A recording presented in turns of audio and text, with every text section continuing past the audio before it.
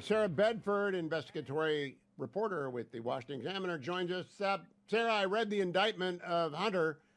You had to report it. How bad is it for the son of the president? It looks really bad. I mean, it's more serious charges than the ones that he was facing in Delaware, which were just misdemeanors. Now we're talking about felonies. We are looking at a charge of filing a false return, which is far more serious than the failure to pay charges that were in the plea bargain he got in Delaware. I mean, altogether, the felonies carry a maximum penalty of up to 17 years in prison. So this is far more serious than the gun charge or anything that Hunter Biden had faced before, and it's evidence of why it's so significant that Weiss had been blocked by the DOJ for all these years. They had to be brought in California because that is where he made all those false statements about his tax returns. Now, I'm just a cynical reporter, but it seems to me they're bringing this at a time that Hunter will never go behind bars because even if he's convicted, it will take a long time and then there will be appeal and dad will pardon him going out the door. What do you think? Well, I think it's his dad pardoning him going out the door is certainly a possibility, especially if Joe Biden were to lose his bid for a second term. So that would make a lot of sense. But the part of the problem with having stonewalled this investigation for so long is that it's a pretty airtight case. They've spent 5 years putting this together. That's typically not how long these types of cases last.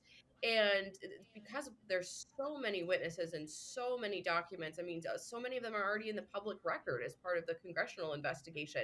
I think it will be difficult for Hunter Biden to plead this one away. I mean, it's notable that, by the way, that this came in the form of an indictment, not another plea agreement, which means that this is something that Weiss, doesn't want to let Hunter Biden off the hook this time. And I was expecting potentially to see another plea agreement, and it's notable that we didn't. Now, Sarah, has anyone asked how David Weiss went from a misdemeanor and a dismissal of the gun charge to a felony indictment of this length? And are they asking Merrick Garland, how did you appoint a special counsel who missed the obvious stuff? I mean, this is obvious stuff. I still haven't seen the Foreign Agent Registration Act violations pled yet. Doesn't anyone? It's like the emperor has no clothes. This is corrupt. The whole thing is corrupt. Right. I mean, it's why Congress has been drilling down on whether Weiss had authority before this, right? Because this isn't new evidence. All of this evidence, according to the whistleblowers, was in the hands of investigators since 2021. So this is stuff that they knew about. I mean, as soon as Hunter Biden's book came out, for example, they knew that he was describing some of these specific drug-fueled trips, at the Chateau Marmont, and then they had his tax returns and saw that he had, deducted that stay as a business expense. So they've known this for years. But Weiss was prevented from bringing the charges because he couldn't charge outside Delaware until August when he received that authority. And it only took him 4 months once he had the power to do it. But this is not new evidence. They've known about this. But I'm not letting Weiss off the hook here, Sarah. If you're blocked and you're David Weiss, you quit and you hold a press conference. I mean, you don't have to go along with a cover up. This is a just horrific cover up, and I expect that when the articles or when the investigation is open into the impeachment of President Biden, this is going to be an exhibit. Do you think so?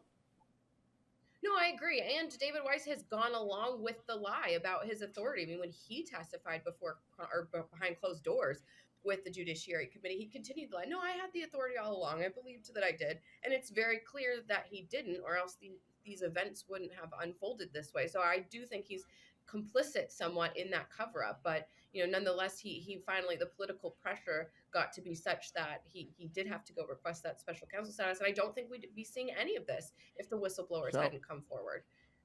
Sarah, I want to get one thing on the record. I think when Kevin McCarthy retires and Bill Johnson resigns because he's going to become the president of Youngstown State, I believe the Republicans will be one member away from losing control of the gavel thanks to the Knucklehead Caucus.